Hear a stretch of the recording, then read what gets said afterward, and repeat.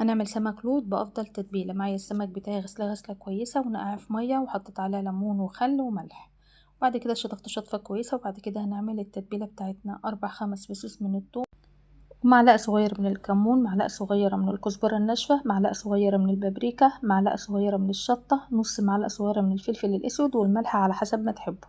هنجيب الكبة بتاعتنا وهنزل بكل المقادير بتاعتنا، كمان نفرمها. وهنزل بمعلقتين 2 كبار من الخل، ومعلقتين 2 كبار من الزيت، وليمونتين 2 بقطعهم وانزل بهم بقشرهم كده. وانزل كمان بقرن فلفل حامي او بارد زي ما تحبي، واضربي كل المقادير لحد ما تبقى ناعمة كده، وانزلي بيها في بولة فاضية. وانزلي بقى بالسمك بتاعك، تبليه اقل حاجة في التتبيلة دي لمدة ساعة. بعد كده هنعمل التغليفة بتاعتنا. معايا بولة فاضية نزلت بكوباية كبيرة من الدقيق ومعلقة نشا، وهنزل بنفس التوابل اللي تبلنا بيها السمك، ملح وكمون وكزبرة وبابريكا وشطة. وهنقلب الدقيق كويس، وبعد كده نقلب السمك بتاعنا في الدقيق كويس وننفضه تنفيضة كويسة. وهنجيب بقى الزيت نكون مسخنينه جامد على النار، وهنزل بيه. وبعدين ما نقلبش السمك خالص لحد ما يحمر على الوش التاني، وحط ليمونتين 2 في الزيت عشان ما تشميش ريحة زفارة.